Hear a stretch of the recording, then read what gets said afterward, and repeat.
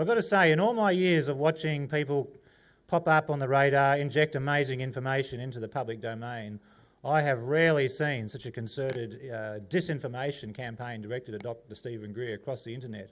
People out there are paying people to sit on forums and just write lies and rubbish about him in the hopes that it will spread. And unfortunately, there are even two or three luminaries in the UFO movement who have also deliberately spread wrong information, questioning the fact that he was a surgeon, his integrity, etc., etc. I don't have a personal track record or correspondence with Stephen. I've certainly dealt with his organisation, and as you know, a few years ago we had Dr. Ted Loader come out and address the conference regarding some of the technology research that his organisation is doing. All right, we're just about in. Greg, can you shut those doors? I'll just go over the background very briefly here. I think Stephen is sitting online probably listening to this as we speak, and after I do the introduction here, hopefully, with a modern technology, he'll appear smiling at you all on the screen. So Dr. Stephen Greer is a medical doctor, Bachelor of Science, and a founder and director of the Centre for the Study of Extraterrestrial Intelligence, and of course its offshoot, the Disclosure Project. I guess most of you are totally familiar with the Disclosure Project. In May 2001, he hired the National Press Club, got some really high-level whistleblowers up.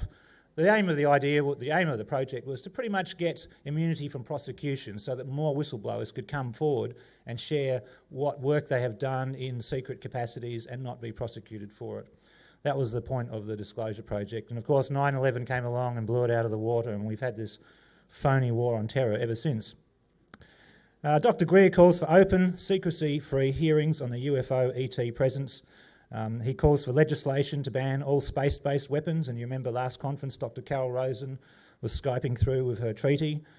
All that information, all that momentum is still going on. There are still high-level pushes to stop the weaponisation of space, and it's really interesting to look more and more at the names coming aboard to support it. Okay, we're all in here. I'd like to invite Stephen through to our conference and get you all to give him a big, warm Nexus Conference round of applause for Dr. Stephen Greer.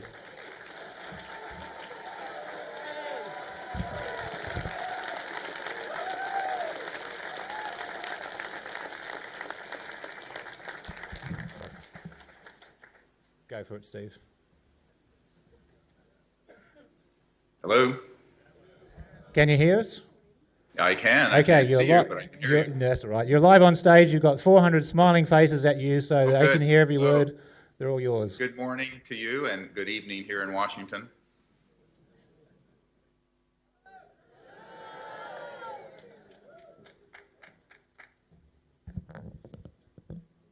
By the way, your screen is just a picture of you. I don't know if you have video for me to see, but if not, that's fine.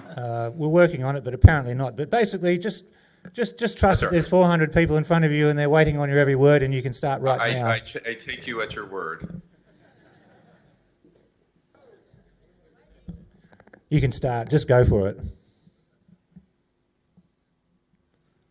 All right, fine. Well, so do you have some questions for me, or would you like me to talk about kind of an update on what we're doing?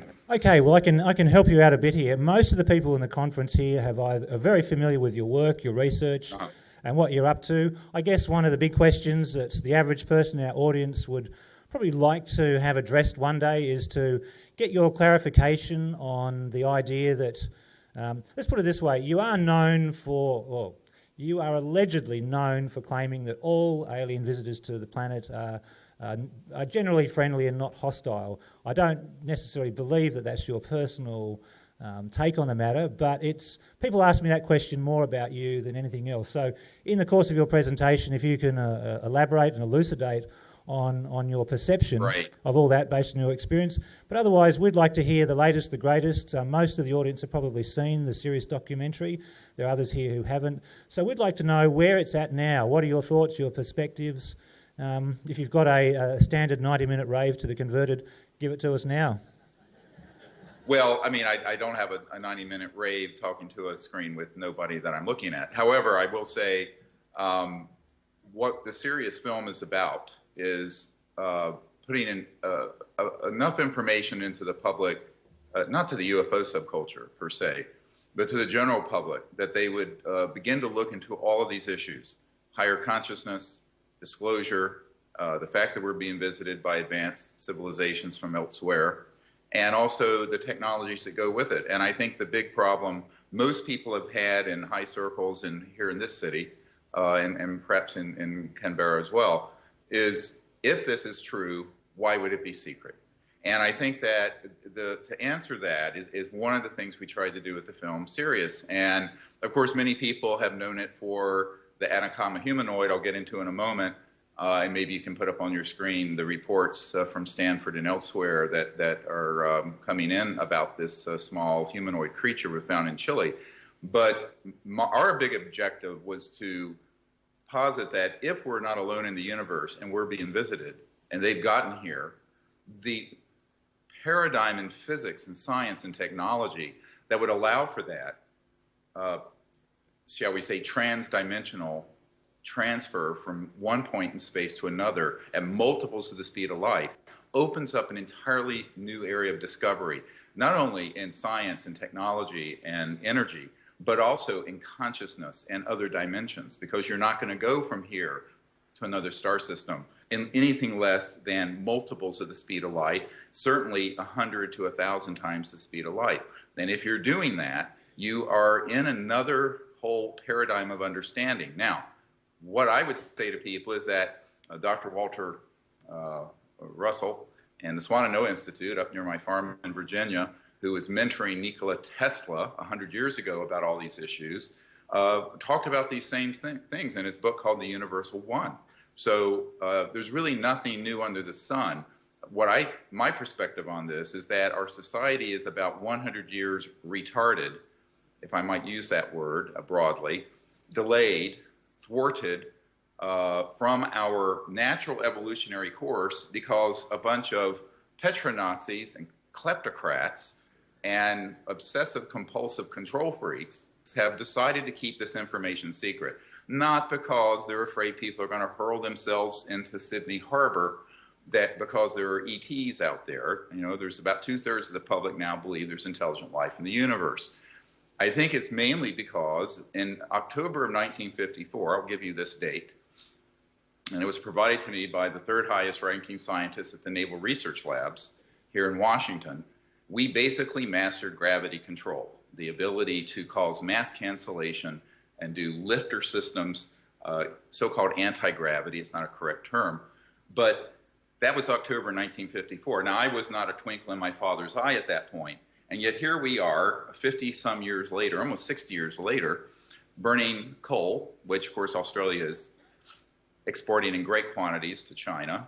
It gets 80% of their electricity from coal. And we're still using internal combustion engines for the cars, which is of course what Mercedes invented in the late 1800s. We're still using aircraft that burn fossil fuels, much like the Wright brothers in 1908 or jet engines in 1930s. And even our rockets are not significantly changed from what Wernher von Braun had in 1942 or 3. So when you look at all of this, you have to ask, really, has there been no developments in energy, propulsion, all of these issues in almost 100 years? The answer is obviously, of course there have been developments, but they have been viciously suppressed. And this is not a conspiracy theory. I really abhor the terms paranormal and conspiracy theories. Paranormal is just someone else's normal world. And it's not a theory, it's a fact. I mean, one of the things that we tried to focus on in the film Sirius, which everyone can see online if they'd like to at SiriusDisclosure.com. You may be able to put that up on your screen and show people the trailer at some point.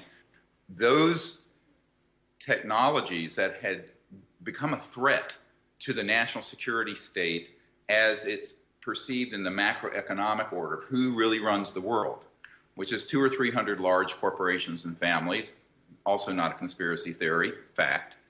And if you brought out something that would fit on your table, that would run your house or fit in the hood of your car and run your vehicle, where you wouldn't have to plug it in, like the Tesla S, then you would have a completely different society. Because suddenly, power literally and figuratively would go back to the people.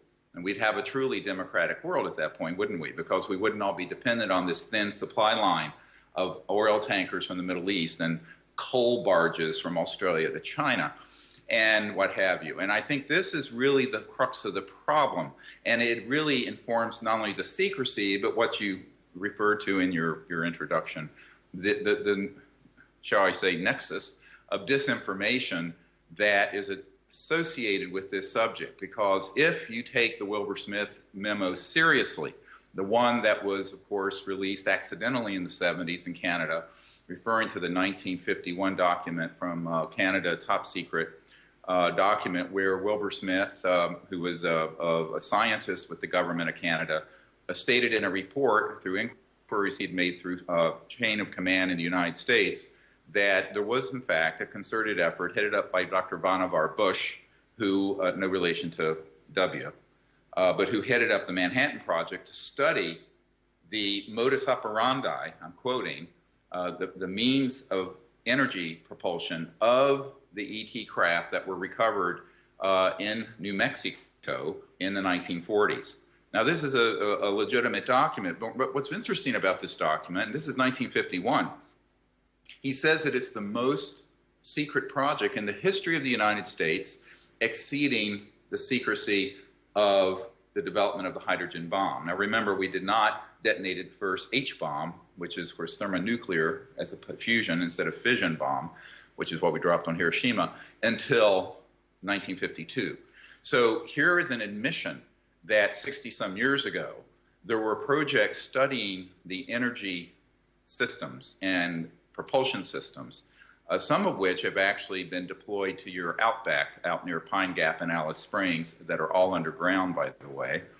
And what you find is that we're running around, the 7 billion of us, cannibalizing the planet, living in a state of complete ignorance on this for the most part. So when I started the Disclosure Project, it was really an accident. And let me explain what I mean by that. Most people don't know this story. My real love, because before I was a medical doctor, I was a teacher of meditation and the Sanskrit pujas. And I had some amazing experiences as a young man, a boy, in consciousness and then with contact with extraterrestrial civilizations and people. And what I really wanted to do was what we have done, and that's form teams of people all over the world that can learn the science of consciousness, go into remote viewing capabilities, and make peaceful contact with these civilizations, no matter what you think they're here for. In other words, in a truly diplomatic way to say, if they're here, we need to reach out to them in sort of a détente and a sort of a very enlightened way. And to the people who love to have something to fear and hate, I call it, we're going from racism and tribal wars and city-state wars to great power struggles in the Cold War and global terrorism. And as Werner von Braun predicted, you mentioned Carol Rosin, the next thing they want to play is the evil aliens that we have to organize around to fight. Now, whether or not, no one can prove a negative. It's axiomatic that you cannot prove a negative. I can't prove there aren't anything of anything. However, I will say I've been all over the world, and I see no areas of the world yet conquered by any marauding alien civilizations. I do see a lot of disinformation put out there that's designed to scare the hell out of people. Now, why would that be done? It's the same reason that Hitler made the Jews look like caricatures. It's the same reason why we had to do the same thing to the Muslim people. It's the same reason why right-wing nut jobs are still doing that to gay people or to women or what have you. And so, we're trading racism and misogyny and all kinds of other phobias and what have you for what I'm going to coin a term, exophobia, the hatred and fear of ETs. I think this is a very big mistake. I think we're getting way ahead of ourselves. And what we really need to say is, why don't we set up diplomatic, enlightened folks, and I've talked to the Honorable Paul Hellyer in Canada about this because he agrees completely, go out there and try to see what kind of contact we can have. Because if we can make contact that is peaceful or at least useful, that would be better than the contact being made by black projects using electromagnetic pulse systems targeting ET craft, trying to provoke a Gulf of Tonkin incident. Now, of course, those of you who don't know the history of the Vietnam War, that's when we staged an attack on our own vessels in the Gulf of Tonkin so that the political establishment and public in the United States would support the expansion of the Vietnam War. This is not a conspiracy theory. That's a matter of provable historical fact. Anyone can look it up. So here we have, years later, a similar agenda, mainly advanced, I think, unfortunately, by certain elements of the UFO subculture, but also by people in Hollywood making all kinds of terrifying films. And what we're trying to say is, before we go off hysterical, the sky is falling, now let's put weapons in space, and you know, these ETs are good because they look like they're from Sweden, and these ETs are bad because they don't, and all the usual canards and racist nonsense. Why don't we take a step back and say, why don't we go out there and try to meet them? Why don't we have some kind of protocol for encounter that's peaceful? And that's what we really wanted to start, and did start in 1990. It's almost 23 years now, which was the Center for the Study of Extraterrestrial Intelligence. That was the great love I had. As a result of that, and most people don't know this, we had 4 ET craft vectored in on a beach in Florida. And it's in the film Sirius very briefly, sort of a comical bit of video, not very good quality. But there were about 40 or 50 people there, including an Air Force colonel and 2 Air Force pilots, who saw these objects just materialize in the sky and move towards us using these protocols in consciousness and coherent thought, which we now have an iPhone app and an Android app that anyone can get and put on their phone, and you can practice this. It's really quite easy. There are now about 2,000 teams around the world doing this, and I think this is the most exciting part of what we're doing that most people don't know about and haven't heard about. But for me, it becomes something where if you have enough people doing this, you create a morphogenic field where we begin to turn the impulse of the world away from this fearsome future of apocalyptic interplanetary war, which is what the military-industrial complex would like to have happen, and unfortunately about half of the New Age and UFO community as well.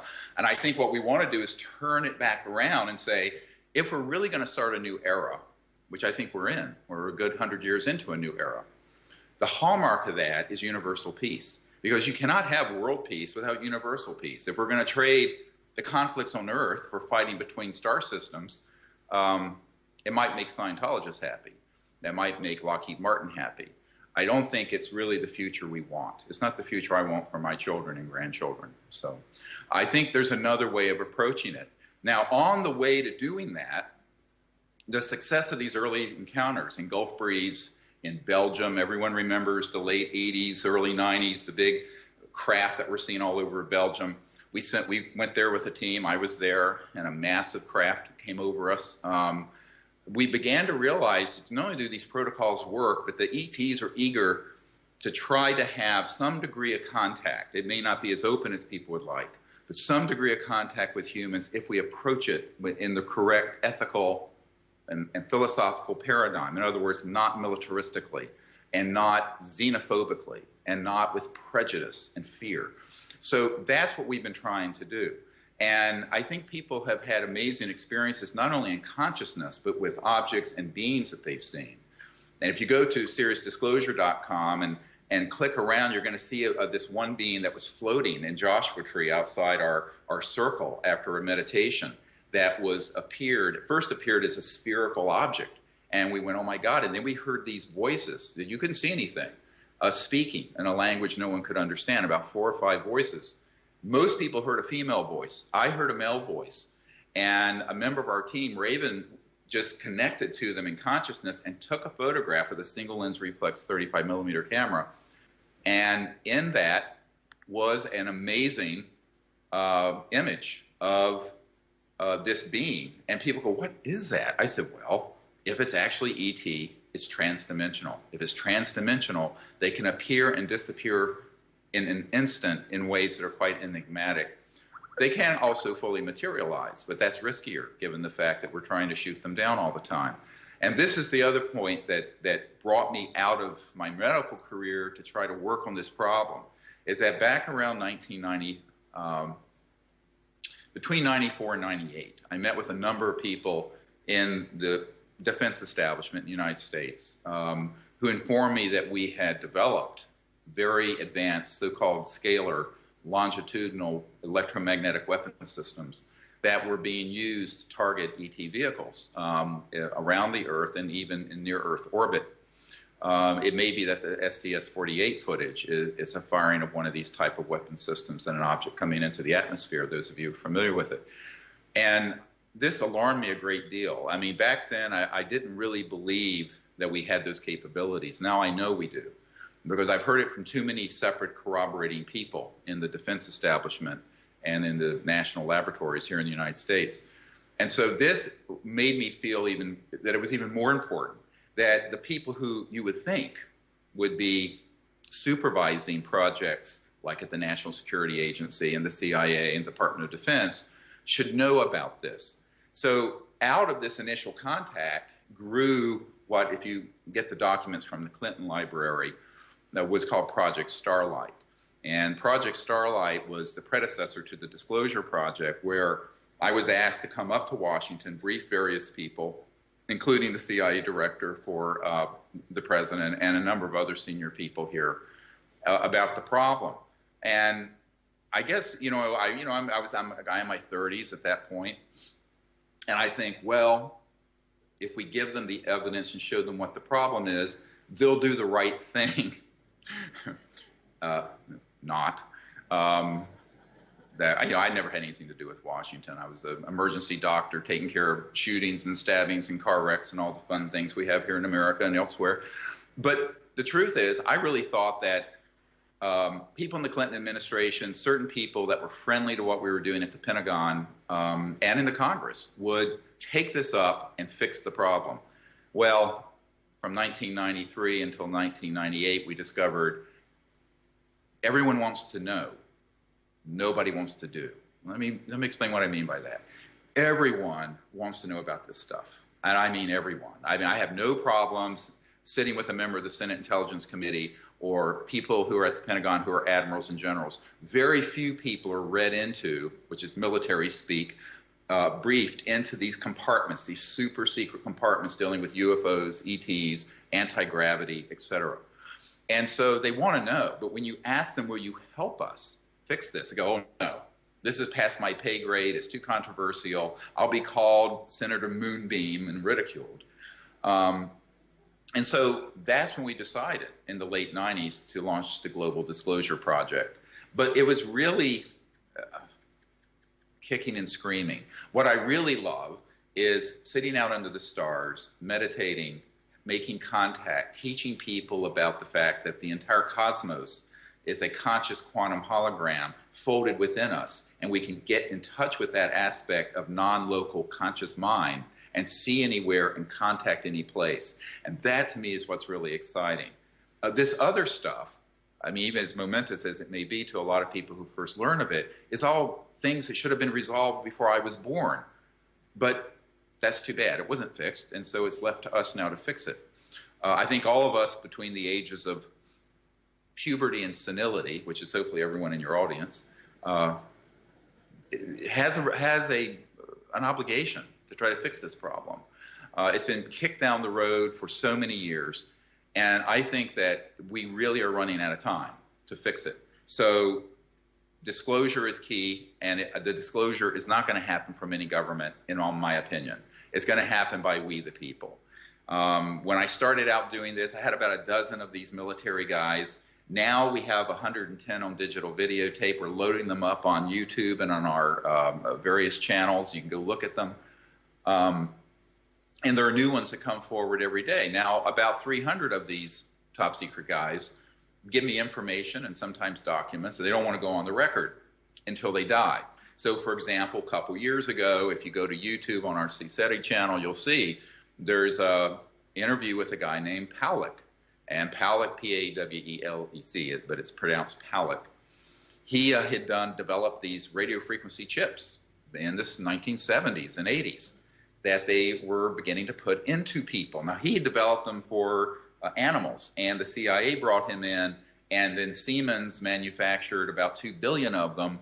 And a lot of people say, oh, so-and-so got abducted by an alien and has a chip in them. I said, yes, we've been manufacturing those for 40 years.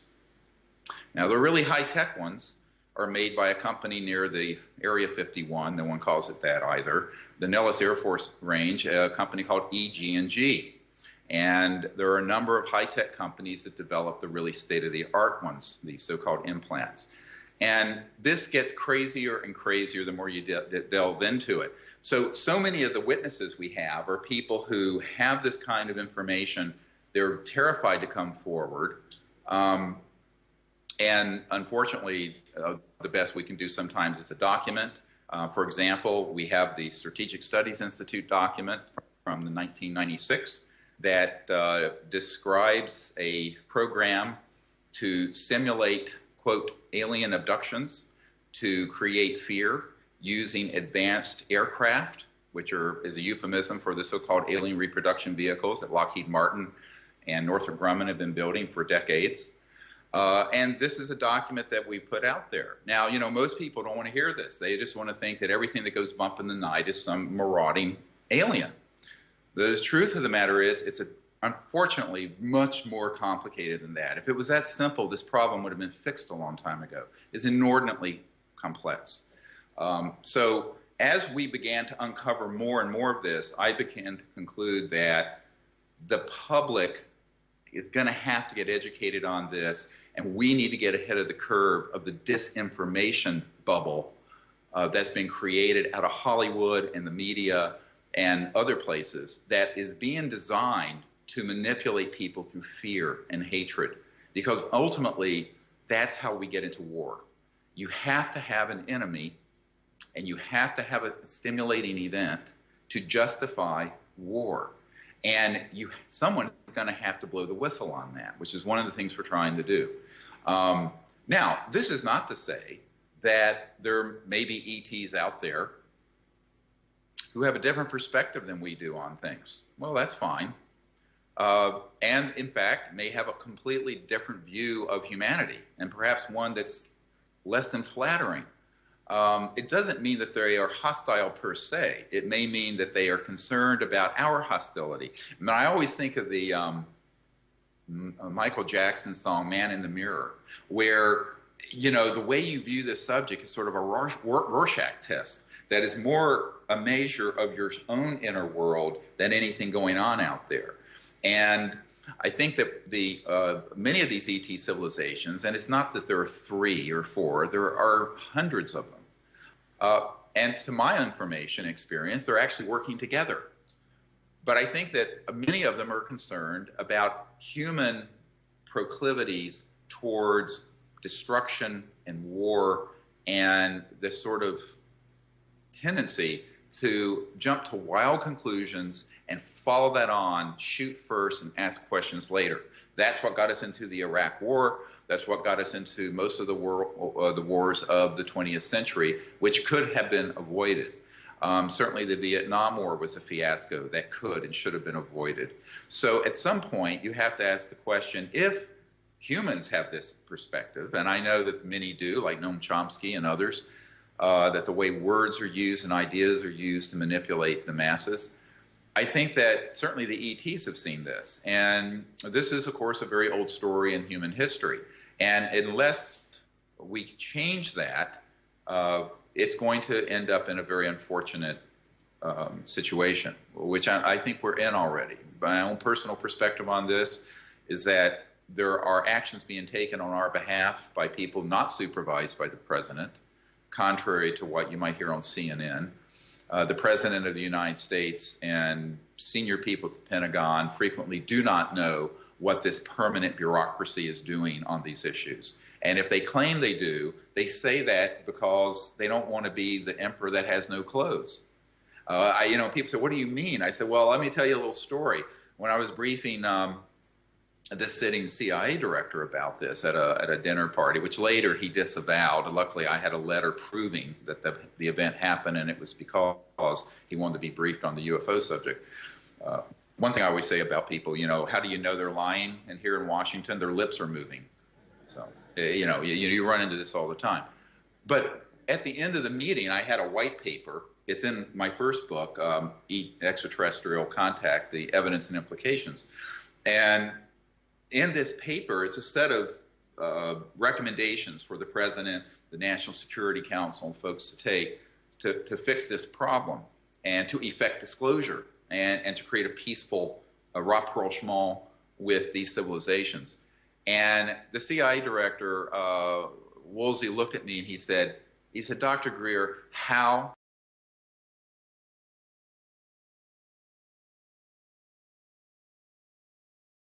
CIA director, who of course here I am a 35-year-old guy. I thought, well, for heaven's sakes, I mean, this is the head of the CIA. He knows everything. He didn't know anything. And he wasn't lying.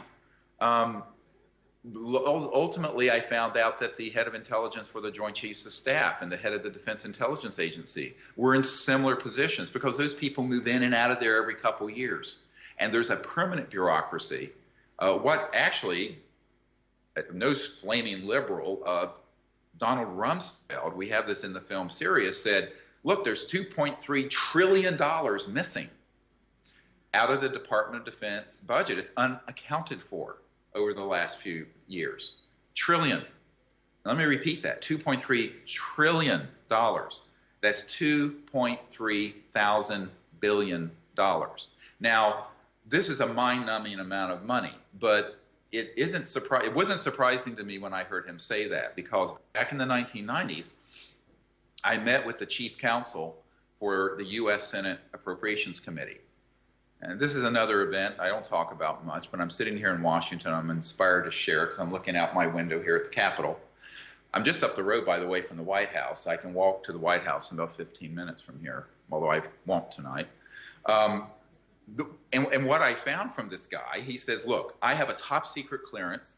I am the chief counsel for the Senate Appropriations Committee, which, for those of you who don't know, this is the group that writes all the checks for the U.S. government.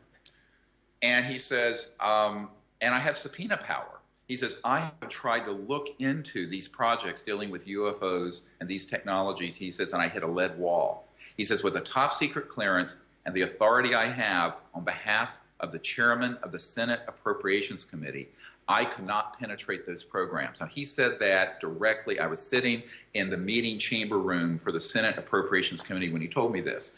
And I could almost barely believe my ears. This is in January of 1994, so 19 and a half years ago. And I said, well, how much do you think missing? He says, at least $100 billion a year. Now, that was in 1994 dollars, so you figure $200 billion a year. Now, stop. Just wait a moment. Here's the shock that everyone in other countries goes through. I mean, I had a whole bunch of people from the French government here a couple years ago, sitting actually in my living room here in Washington. And they were senior people with the Air Force and intelligence who were connected to President Sarkozy, very supportive of what we were doing for contact and disclosure and all of that. And they said, but we don't understand why the president and the government here can't take the lead on this. I said, the lead on what? They don't have, what are they going to lead on that they don't have access to? And do you think the president wants to stand up in front of the public on CNN and say, my fellow Americans and world citizens, this subject is real, but I don't know what the hell is going on. And frankly, I can't find my ass in a well-lighted room on this subject. Excuse my French. And that is what we're dealing with, Duncan. And we're dealing with a situation where there is enormous disconnect. And remember, Jimmy Carter stated some years ago, when someone asked him about UFOs, because he ran on a platform that he was going to get to the bottom of this. Those of you who are too young to remember, Jimmy Carter was president 1977 to early 81, elected in 1976. And he had a sighting as governor. I have the report of President Carter's report when he was governor of Georgia, where he described this amazing UFO that he saw. And he really knew this was legitimate. And by the way, he was a nuclear engineer by training. Carter was a very, very smart man. And when he was asked about this years later, he says, well, I did want to know about it, but apparently I didn't have a high enough security clearance. Everyone thought he was joking. And the sad thing is he wasn't. At one other time, he was asked during a book signing about this, and a big tear came out of his eye. Because, I mean, this is a very disturbing thing. So Bill Clinton once said that the White House is the crown jewel of the federal penitentiary system. That on a lot of things, it's like a prison. And people have this idea, it's a wrong idea, that these kind of folks are omnipotent. The truth is, there are people in the corporate contracting world at Booz Allen Hamilton, which were the folks where Snow, the guy the whistleblower from the NSA who's now in Hong Kong, he was a contractor for Booz Allen Hamilton. People at Lockheed Martin, who actually run things like the Cassini probe. And when the Cassini probe went out by Saturn, it actually imaged a massive ET craft out by the rings of Saturn. I had a senior executive at Lockheed Martin call me up and said, "Oh my God, you won't believe what we've imaged." But of course, it was sanitized by Lockheed Martin, never was seen by the NASA scientists or released to the public. This is how it works. The corporate world and the big money world is the tail wagging the dog. And that's just the truth. And most people go, well, that's a complete subversion of the rule of law and democracy. I said, yes, of course. This is what Eisenhower was warning us about. So at this point, I've concluded that we should all try to educate our leaders around the world, including there in Australia. You have a wonderful country. I'm going to announce tonight something that I didn't know that I was going to announce, but I had a conversation 2 days ago with a very senior member of an institution in Australia. And so I'm going to be coming to Australia in August. So I hope I can meet a lot of you there if you're around. They're very happy with I've that. never been to Australia. I've always wanted to come. It's a very long trip. The purpose of the meeting is there are about 120 world leaders and heads of corporations and cabinet members from around the world meeting, and they're asking me to address this group, which I've agreed to do. So while I'm there, I hope maybe we can get together and have a workshop, and maybe even, I don't know where to go, but if somebody there has a place that's dark, quiet, safe, private, maybe we can do something and do Contact Under the Stars in Australia. It'd be awesome. But I will be coming, so it'll be the last half of August. I'm really excited about it because I've never been to Australia. I'm looking forward to that trip. But when I was talking to this gentleman, I'm diverting a little bit, and forgive me, he said to me, you know, so many of these people are interested in this, but they really don't know anything. I said, well, I'm not surprised. And it was a little bit, I go through this with every time I have an encounter with senior government officials, whether it's in Australia or in China or in France or in England. And most people have this wild conspiracy theory that all these people know everything. Well, there are a few of them that do, and those devils lie to their other fellow members. I'll give you one example. There was a senior member of the U.S. Senate who was a member of the so-called MJ-12 Majestic Group, and it's called MAGIC, M-A-J-I-C. And he was a guy who I knew for a fact was involved in those covert programs.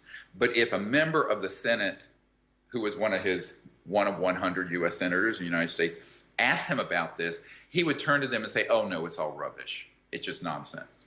So they're trained to be very, very good liars. Same thing happens at the Pentagon. You'll have one man who is at a certain position who came up through the ranks, knows about this stuff. But it's a compartmented, so-called unacknowledged special access project, which is way deep black, USAP, unacknowledged special access project. And again, we have $100 to $200 billion a year going into them. Now, what I was explaining to this fellow in Australia a couple of days ago is that the United States defense establishment, including Homeland Security, Department of Defense, CIA, NSA, and all the other three-letter alphabet soups, NRO, we, quote, lose and can account for more money than the largest defense budget of any other country in the world. Let me repeat that. We can't account for a sum of money that exceeds the entire budgets of any other single country in the world, including China, Russia, Great Britain, France, and certainly Australia. So if you look at that, this is the beast that Eisenhower warned about when he said, beware the military-industrial complex, because guess what? He knew about this stuff. I don't know if you can see this. This is a doodle. I won't say how I got this. This is from Eisenhower. It's from a cabinet meeting in December 15th, 1953. And it was at a cabinet meeting, and he was drawing this really cool triangular UFO coming in from the sky and these amazing pyramids. And I had heard years ago that there were all kinds of amazing doodles like this from Eisenhower, because he was really knew that the UFOs were real, the ETs were real, but the military-industrial complex and financial people circled the wagons and convinced him to keep it secret. He later, I know he said this to Jackie Gleason, the famous actor, because a member of my team was friends with Jackie Gleason, that he regretted deeply that he went along with this secrecy because it ended up betraying him. So from 1953, when he was president, to when he left in January of 1961, when he made the famous speech, "Beware the military-industrial complex," that was the period when this whole thing ran into the ditch. And October of 54, we figured out gravity control. By 1956, with the Rockefeller Commission, not Lawrence Rockefeller, who was friendly to disclosing this information, and God rest his soul, has been maligned, but his brother David, and particularly Nelson was the head of this Rockefeller Commission that reorganized the Department of Defense and the CIA to make it so Byzantine and labyrinthine and Machiavellian that the President of the United States at that time, Eisenhower, lost complete control. I have an audio tape from a man, I was just thinking of this because Obama was just at the Brandenburg Gate in Germany, and I was watching that. And there was a man there that I had years ago. I have an audio recording of him. He didn't want to do video. Who was a lieutenant colonel who had been on the plane with John F. Kennedy in June of 1963, which of course was 50 years ago, going to Berlin when Kennedy gave his famous "I am a Berliner" speech. And on that flight, he told this officer about the UFO issue and that he knew about it. But he said, and I am quoting from the tape, "The whole matter is out of my hands, and I don't know why. They won't tell me anything that I can control." And Jack Kennedy was very frustrated about this. The previous year, one of his paramours, an actress named Marilyn Monroe, many of you may have heard of, she was killed. I have a document, top secret document, that has not been declassified, but was authenticated by General Odom, the head of the NSA's right-hand man, who I know personally, and that's also in our book.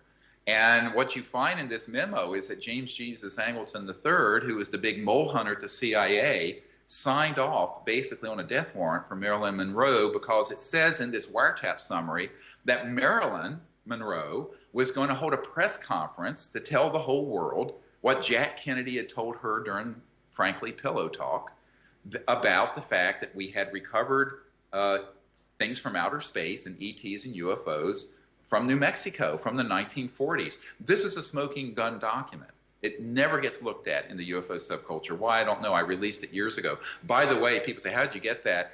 I say, I won't say how exactly, except it was a senior family tied to the National Security Agency that took that document from the vault, gave it to me after I explained that these programs were criminal and illegal.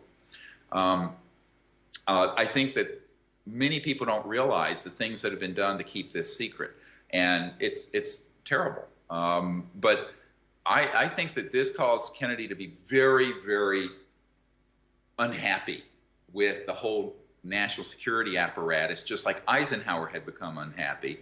And I think he was going to try to do something about it when he died in November of '63. Can I just inject something? I just want to inject a little piece of information from my own experience. Quite a few people that get exposed to some of those USAP projects and information, they often get asked to disappear, and a lot of them come and live in Australia in the hills and literally disappear off the radar. And now and again I bump into them. About 15 years ago I had a lunch with a chap who showed me documentary evidence of who he was, and he was in Kennedy's personal security detail. and Right. quite a confidant personally of Kennedy. He told me exactly the same scenario as you just outlined in terms of Kennedy being Is that aware of the UFO 100% true? situation, and he told me further that Kennedy had begun to have secret conversations with other world leaders to possibly consider a joint stage announcement. And he told me, he said, look, there are many ways to kill a president, but when you kill a president in full view of the people, you have it videotaped by Zapruder. There's more of a message in the murder than the murder itself. And the message was to the other Well, world you're leaders. right, and he is 100% correct. Yeah. If you fast forward about 30 years, back in the 1990s, there was a CIA director, former CIA director named Bill Colby. Bill Colby reached out to us because he wanted to hand off to my team because he thought I guess this is what the actor Burl Ives said about me. I'm sane enough to get it done, but crazy enough to attempt it. So, and I'm an emergency doctor, so I don't scare easily. Basically, I had the head of Army intelligence threaten me once. I said, screw you. I said, you get in my way, I've got stuff on you, you'll be in Leavenworth. But I'm nice until I'm not nice, and anyone who knows me will tell you, you're going to get run over. But here's the problem. When you have someone like Bill Colby, who was a CIA director and who was inside Majestic, not all CIA directors have been, but he came up through the ranks.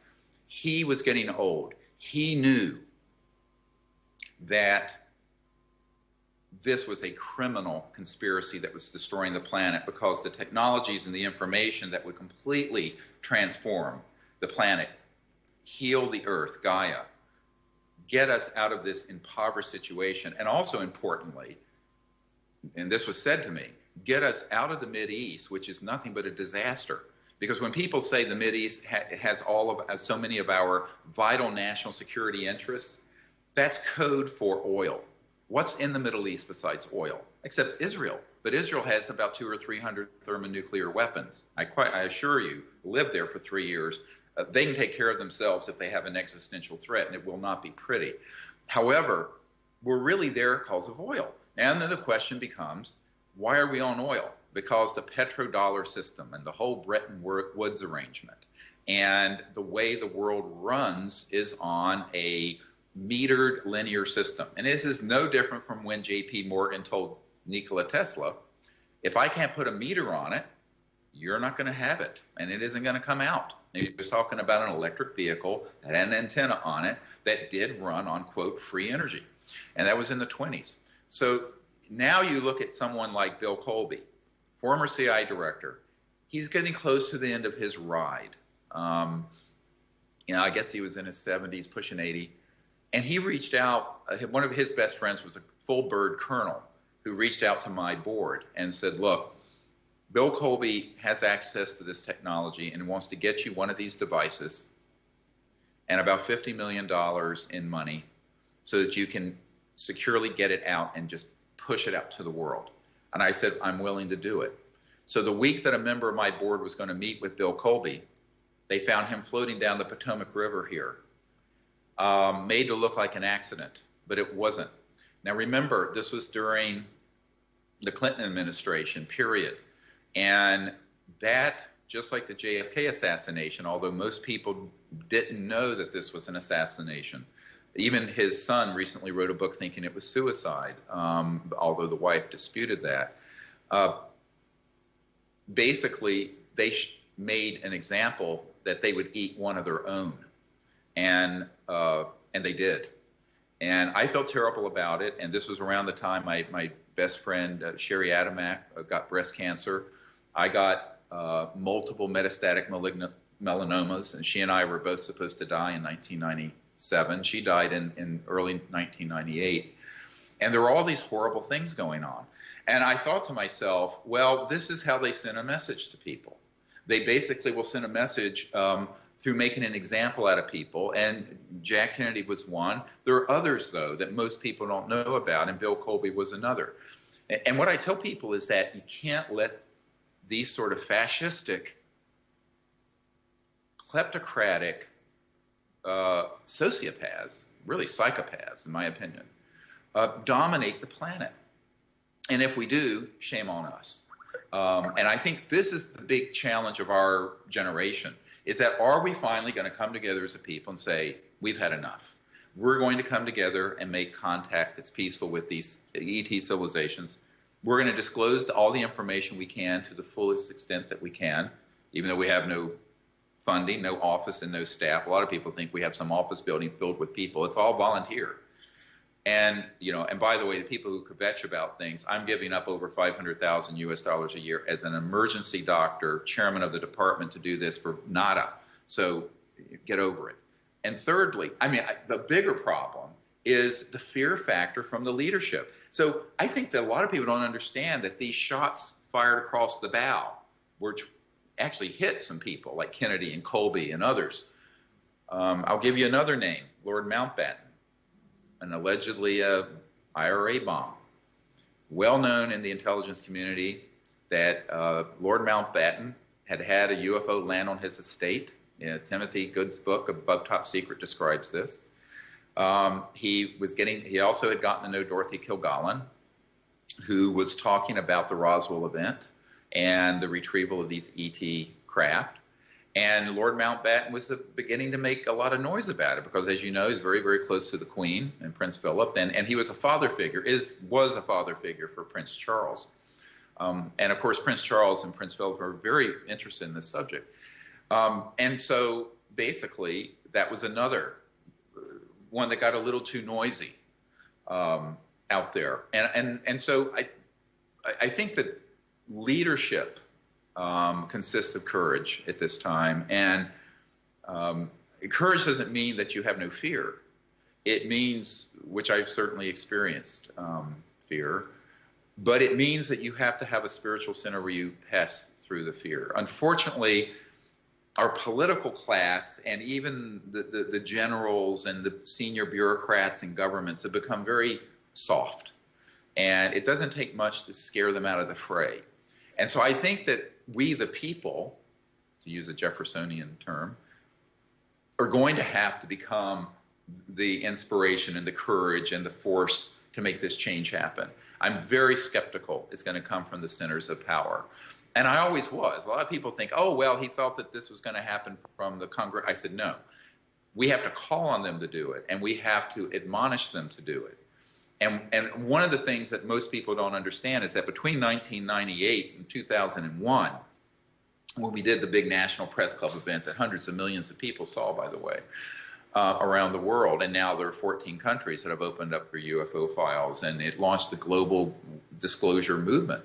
But before that, we carefully went to the heads of every agency and members of Congress and chairmen of committees and the White House and the CIA director and the head of intelligence for the Joint Chiefs of Staff and the head of the Defense Intelligence Agency, and we gave them everything we had.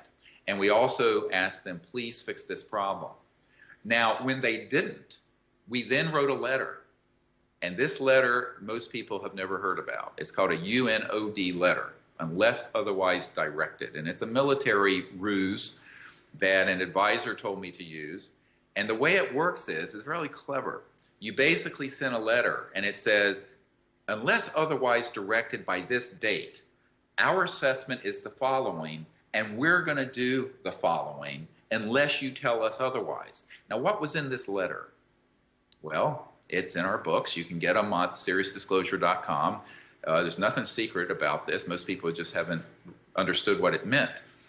This letter went to the heads of every agency and every branch of government: FBI, NSA, CIA, Justice Department, blah, blah, White House, Congress. And basically what it said was, we have gathered this intelligence. We have X numbers of top secret witnesses and documents. Our assessment is because we have briefed a sitting CIA director, the head of Intelligence Joint Staff, the head of the Defense Intelligence Agency, chairman of key oversight committees of the U.S. Senate and House of Representatives, and all of them have been lied to and denied access to this information. These projects, these unacknowledged special access projects, a priori, are illegal, criminal, and not protected by the National Security Act or the rule of law. And we are going to move forward with this information with immunity. And so I want to correct you. We were not asking for immunity. We declared it up front. And I had a constitutional lawyer that I ran this by, Daniel Sheehan, who many of you know, who did the Silkwood case and the Pentagon Papers. And I discussed that with him and also with some other eminent constitutional attorneys in the United States. They said, you're absolutely right. If you can prove, and we can, that people at this level of government were being denied access to and deliberately deceived and lied to about these projects, those projects have gone off the reservation of our Constitution and are themselves criminal activities. Therefore, even if someone signed a national security oath, that oath has no binding enforcement because the entity and the compartmentalized project they signed it for is itself illegal. And it's just like if you have a criminal organization or the mafia and you enter into a contract with them, that contract is non-binding. This is basic law. So we analyzed this very carefully and we sent this, unless otherwise directed, letter to all the chief people, return receipt requested. So we proved that it was received. And we gave them a timeline. And that timeline passed. And that's why we did the disclosure project. I will also point out that an admiral, the head of intelligence joint staff, turned to me and he said, and I was sitting there with astronaut Edgar Mitchell, and this admiral at the Pentagon, this was a stand-up briefing I did at the Pentagon, which I'm happy to do them as a public service. At the end of it, I was asking that he help fix this problem.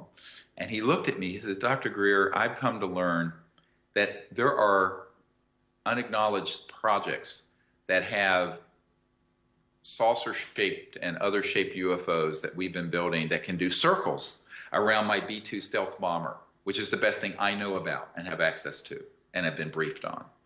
He says, how am I going to take them on?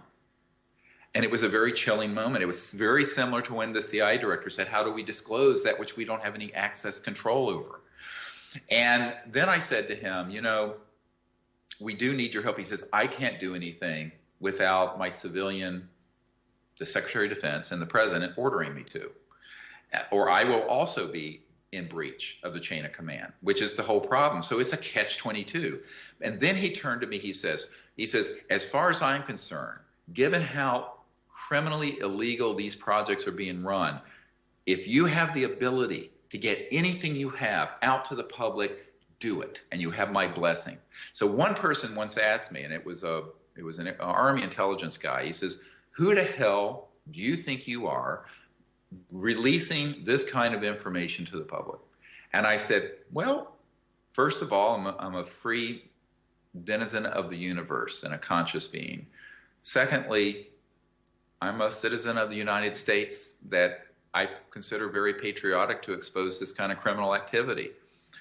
Thirdly, my mother's family were some of the original founders of the United States. We were the first prisoner of war with the British, tragically. We were such losers, we got caught right away. Anyway, and then I said, and the head of intelligence for the Joint Chiefs of Staff told me that if we can bring this information out, do it. So I got the blessing from him. And I have witnesses to this event. And he just looked at me, he says, oh my God. So there's a backstory to disclosure that the public doesn't know. People just see whatever caricatures are out there on idiot forums like I don't know what.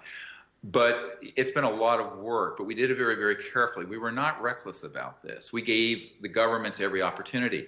And so at this point, I feel we don't owe the system another bite at that apple. If they want to do it, great. But I think it's a huge mistake for anyone listening to this to think that the change that we require to survive as a planet is going to happen at the hands of anyone but those in your room right now and listening to this around the world. I honestly believe we have to be that force of good change and make that good future happen.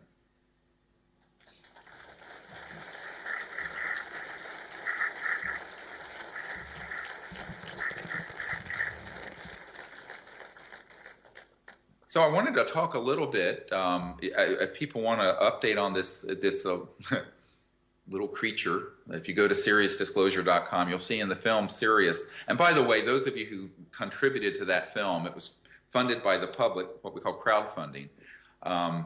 Thank you very much. I mean, it's really been an enormous success and has really brought a lot of new people into understanding in all walks of life. I know when we did the premiere.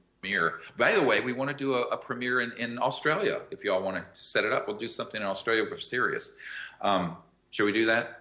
You want to do that? Absolutely. Absolutely. All right. Well, anyway, we will. I got to work out the details quickly. I'm flying into, I don't know, Sydney or someplace. But one of the things that I found when I was in LA at that premiere, which had 2 huge theaters, it was 1,200 people, a day or 2 before the premiere, there was a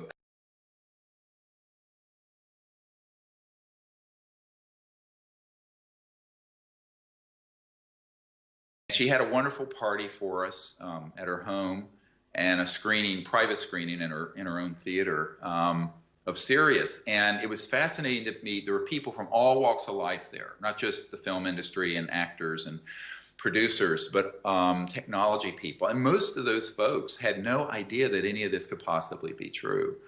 And when they saw this little creature, and I had with me there the geneticist from Stanford University, who unfortunately has been greatly misinterpreted in what he's been saying about this, but he, of course, has to say very, very conservative things in the public. He's a professor at Stanford, which is, you know, a major Ivy League university here in America.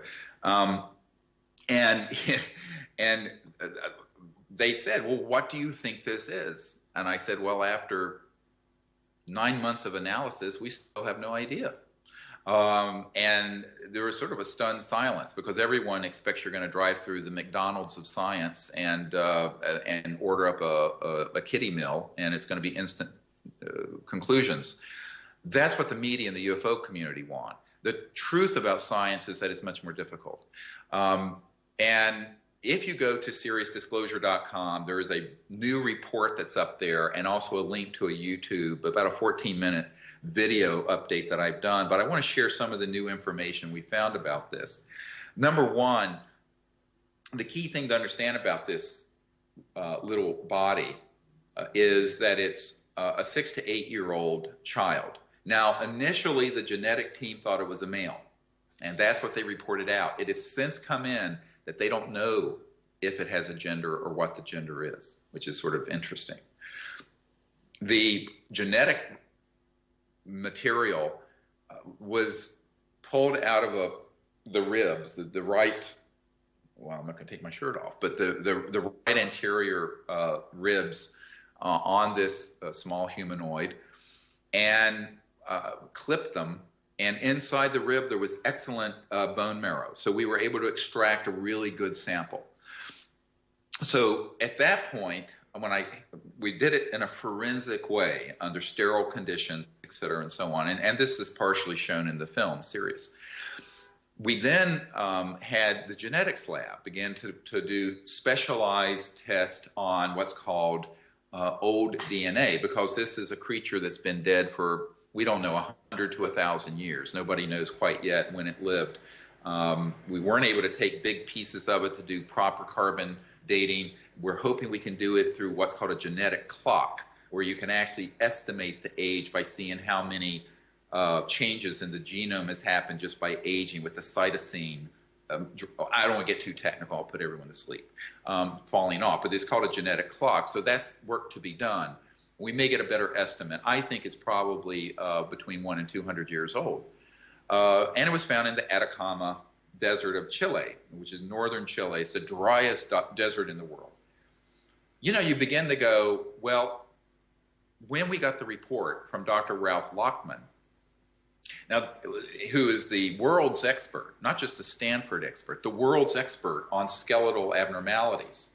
And he looked at this thing, and he looked at the x-rays and the CAT scans that we did in Barcelona. And by the way, all of those were done according to his specifications. he requested exactly which images, angles, blah, blah to get because he knew what he needed to see. And I'm an emergency doctor, and, you know, I deal with acute life-threatening and fractures and things of this sort. This man, Dr. Lockman, is the world's expert who literally wrote the textbook on skeletal abnormalities, genetic defects, all that sort of thing in children. So he looked at them, and he looked at the growth plates, what are called the epiphyseal plates in the legs, but also in the other joints.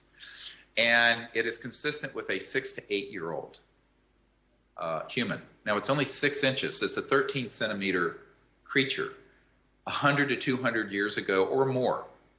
How did it live in one of the harshest places in the world with being only 6 inches long if it was human, in the sense that we say human? Now, to confuse the issue further, it turns out that it only has 10 ribs. Well, there's no syndrome known in the literature where humans, fetuses, defected embryos of any kind have 10 ribs. Then it turns out that it has a lot of other abnormalities, a very large cranium, about 3 times the size of ours from the eyes upward, so relative facial hypoplasia, meaning the face is smaller compared to the rest of the head. And it most certainly is not an embryo or a fetus. It's not a fetus, even though someone in Spain claimed it was, because they hadn't done the scientific. They just looked at it and said, oh, well, this is the size of a 15 to 18-year-old human fetus that's deformed. It is not, because you can look at the bones in x-rays and compare them with known standards of bone density. And even the radiologist, the head of the clinic, was a huge radiological center in Barcelona, who owned this the clinic, and she was the chief of radiology. She came down into the CAT scan room and was looking at the images and at the x-rays, and she says, my God. She says, what is this thing? Because it is most certainly several years old. So this is not just one man's opinion. And so then you get into the question is, all right, what is the genetic? Now, if you'll bear with me for about 5 minutes, if I'm putting you to sleep, well, it's 10 o'clock for me, so it's early for you. You can deal with it. You need to know a little science. When you run a genetic test, let's say if I gave some of my blood or something, you know, and they ran it, it's fresh, okay? So what they do is they run it against the database, which has about 2,500 ethnic groups, racial groups, areas of the world in the database that have been studied, about 2,500 genomes, okay, because there's variation from race and region and type and da-da. And then there are certain genes that have been mapped for certain diseases, whether it's, the trisomies, like Down syndrome and what have you. And those will begin to light up. What I did was to take the genetic material. It was such high quality, they didn't have to do a lot of PCR replication, which is polymerase chain reaction. In other words, it didn't have to go through a lot of magnification where you could get a lot of error in the read. It was a very pure, high quality, dense sample of rich genetic material. So Dr. Nolan was able to have 3 of the most prestigious labs in the world run it. When they ran it, most important of which is that none of the genes that control for dwarfism, which of course if this is a 6 to 8 year old and it's 6 inches long, that's a tiny, there's no known dwarf syndrome that small. There were none of those genes that were abnormal. Number 2, the gene for progeria, which is when you have advanced bone aging, which could explain the bones looking older than they are, but it was actually much younger. That gene was normal. Then, most astonishingly, notwithstanding the high quality of the sample, 9% of, which is 2 million base pairs, of the genetic material didn't match human. Now, of the stuff that was in the genome, it showed a 99% match to humans. but it depends on how you count. It's either 91 or 99, because, in other words, a lot of the material that did match for human genes, but there's 9% that's not matching, unmatched. Now, if it were a poor sample, or if you were just running this with a known human or a known chimpanzee or something, you would say, oh, well, that was a computer error, what have you, except it came from 3 separate places, the same number. The automated computerized run on the genetic material is done by computers and algorithms. And everyone knows with computers, garbage in, garbage out. There is no genetic database of ETs outside of covert programs at the CIA and elsewhere. So, and they do have that, but we don't have that. Stanford doesn't have access to this. I certainly don't have a lab full of, well, here's this creature from this star system's genes. So how are you going to match it? Well, again, a chimpanzee is 97% identical to us. What if this 9% unmatched, let's say half of it is junk DNA and error? That would still give you 4 or 5% that is an operative gene. What operative gene mean? A gene that does something. And that would make this particular creature more different from us than we are from chimps. So how are we going to get to the bottom of this? What we're hoping to do, and I hope to have some news about this in the next couple of months. By the time I come to Australia, maybe we will, is to do a multi-center trial where we put all this data and let MIT and other major top drawer universities around the world drill down on these 2 million base pairs, which could represent as many as 1,000 or 2,000 genes, and see if they can figure out what, if anything, they do. So how long will that take? We don't know. The Human Genome Project took 10 years and several $1 billion. We're doing this with no budget. Remember, this is Dr. Nolan did this just on his own time and resources from his lab. He's the head of a huge lab at Stanford University. He has something like 30 or 40 PhDs that work under him. Dr. Lockman did the studies without any payment. My whole team and I have done all this without any compensation. So at a certain point, however, when you have no research funds and you're trying to drill down on something this extraordinary, it's a little bit pathetic. Because, you know, you'll see the Smithsonian or National Geographic spend $5 million on an expedition to get one picture of the giant squid off the coast of New Zealand. And we can't get any funding to do something of this importance. So this is how crazy the world is. The point I'm making is that we're going to do what we can, but there are no answers on the genetics yet. And people who have written, I know the Huffington Post and some of the UFO tabloid things have said, oh, they figured out it's a deformed human. They have not. Nobody knows what this creature is. And one other thing I want to point out.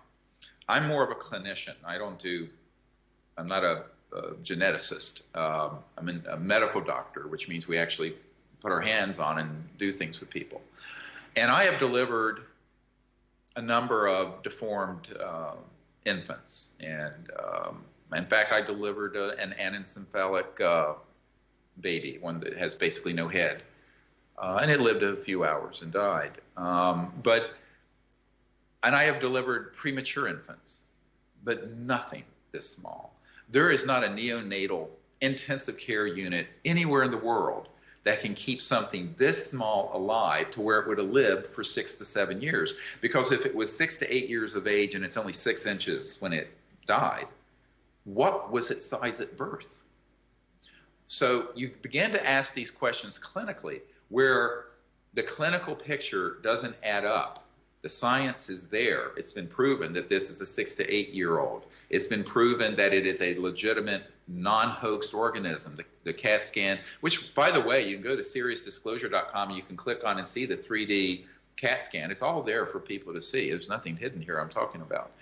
Dr. Lockman's report is very clear that a 6 to 8 year old, he says human. Now, when these scientists at Stanford say it's human, they have to say it's human. What else are they going to say it is? They certainly are not going to say, oh, it's an ET, because that also can't be proven. And so I think that what we have to do is say, now what?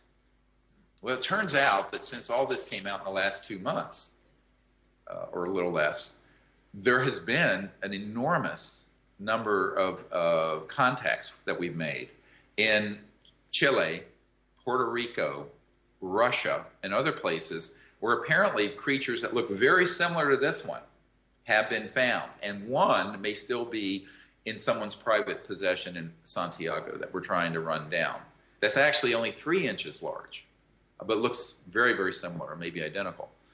Now, the geneticists and the team at Stanford said, look, if there's more than one of these, that is virtually case closed, because this, since there are no known syndromes in the world that match this, if there are 2 of them from different times, this begins to be something where it's incredibly, almost infinitesimally unlikely that it's just a human genetic deformation, that something else is going on. But then I'll have people say, look, what about the B2A allele? Now, I'll bore you a little bit more. There are alleles or markers that will give certain geographic regions, and there's one called the B, like boy, 2A allele. That allele is associated with women. It's in the mitochondrial DNA, female, of that part of Chile. And so if that is true, now it has to be checked by hand. This is just what lit up from this quick computerized run. The question is, how did that get in there? Well, I told the team at Stanford, maybe it's the wrong question. What if the B2A allele got into the human genome from ETs? What if the ancient drawings, the Nazca lines, the petroglyphs, all the information about ancient people having contact with the children from the stars, that they are star children, and that our ancestors came from the stars? My grandmother was Cherokee. My dad was a half Cherokee, and I'm a quarter Cherokee Indian, which is a tribe in North Carolina where I grew up. And I look more Dutch and Scottish, but their tradition was that they came from the Pleiades, and that their ancestors in the stars were from the Pleiades. And even Shenandoah, the word, all of you have heard of Shenandoah National Park. My farm out in the country in Virginia overlooks Shenandoah National Park and the Blue Ridge Mountains. Shenandoah means daughter of the stars, or daughter from the stars. And you find this is true in tribal societies in Africa and all over the world. So and even Celtic traditions and Gaelic. So the question becomes, which came first? Because if 15,000, 30,000, 50,000, 200,000 years ago, contact had happened that resulted in modern Homo sapiens, then we're dealing with a totally different picture. And now, of course, I'm leaving the reports of Dr. Lockman and Dr. Nolan behind, to be clear, and putting on my hat as someone who knows that ETs are real and who studied this subject since I was a child for 40-some years. What I think is that, in fact, there is a missing link that does not get explained purely by evolution, and that there has been contact over the millions of years between Earth and these other civilizations. And that, moreover, that our genetic material, and more importantly, our epigenetic programming, can turn on and off genes that can express that. Now, what do I mean by that? The big thing in genetics right now is called epigenetics, which is basically chemical, environmental, neurotransmitter, and other stimulants, let's call them, that will turn on and off genes that used to be considered junk DNA. So we had, 30,000 genes, and everything else was considered junk, which was the majority of it. Now they're finding out that junk DNA is encoded with all kinds of information that, for example, when you sit in a meditative state and go into samadhi, you can actually turn on and off genes that facilitate that the next time around. There's some amazing neuroscience going on. So the question becomes, what is really hidden in the double helix spiral, this vortex known as our DNA? What is really in there? I think it's really exciting. And I think this is where the mystery is. But again, these are only my opinions. I'm not trying to reflect the opinions of the Stanford folks, although in private, I've had a lot of discussions with some senior scientists, not just at Stanford, but in other institutes here in Washington, who really believe what I just said. And so, you know, we're really stepping into exciting territory here, in my opinion, because I think that we're going to discover at some point. Now, I think the orthodox fundamentalist religious people won't like this, but that we are children from the stars, that we all have a connection to these other civilizations. And maybe there is something to this ancient concept of panspermia, that in fact life is propagated through the cosmos and has been for billions of years. And it was interesting because the geneticists at Stanford sent me a report that was done by a group of people looking into just computerized study of genetic material. And they said, based on current evolutionary knowledge, our genetic material is 10 billion years old, but the Earth is only 4.5 billion years old. There's a link to this on our website in the report. It'll blow your mind when you read it. And the question then becomes, if the origins and the development of our genome predates even the existence of our solar system, there's something very interesting that I think is going to get revealed in the coming years and decades. Very exciting. Absolutely, Steve. Thank you very much. We've got a couple of minutes left. If there's any other updates or issues you want to address, now's the time to let them rip. Otherwise, I might have a quick question or two for you. I certainly will. You know, I feel I've neglected so many other topics. One of the things I'd like to share, of course, we could go on for days, but maybe we shall when I come to Australia. I'll be so jet lagged because I have to be in England in the crop circles, and then I'm going to Joshua Tree, and then I'm going to Australia. I need one of those anti-gravity things to ferry me around. You think you can get me one, Duncan? We are working on it, I tell you. You work on it. Get one really quickly if you can. Anyway, until then, I guess Virgin Australia will do. But I think everyone who has an interest in this subject needs to just explore it for themselves. But what I'd ask people to do is to do it with an unprejudiced mind and a pure heart. My big concern about this is that there is so much fear-mongering, which I don't think is helpful. I think that if we're, as Einstein said, no problem has ever been solved by the consciousness that created it. My own view of this is that we are entering into a new cycle. This yuga was a 450,000 year cycle, or yuga, is closing. It's closed.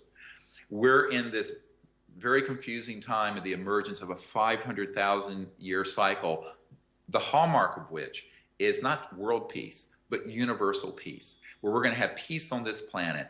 These advanced, wondrous technologies, the elimination of poverty would take place in one generation.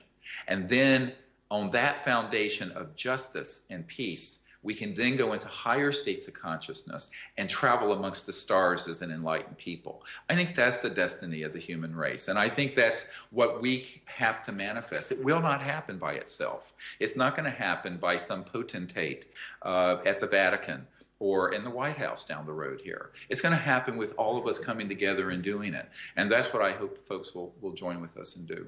And if we're lucky, I hope I can see many of you when I come to Australia soon. Absolutely. Look, we're thrilled at the idea of you coming down here, and we'll certainly be in touch with Emily to find out more information. And I'll certainly steer people to some of the groups that are very supportive of what you're doing. People who've done some of your ambassador courses, for example, in Australia, are waving your flag around saying, come and talk to us. So there's going to be a great deal of interest and support for you when you come down here. I guess the other thing, if anyone knows of a place where maybe 20 or 25 people we could gather out in the country in someplace safe, private, on a lot of land for a contact event that has lodging and land all there, that is dry, sunny, and clear, starry at night, and not too cold. I know it's your winter. That is a really ideal place.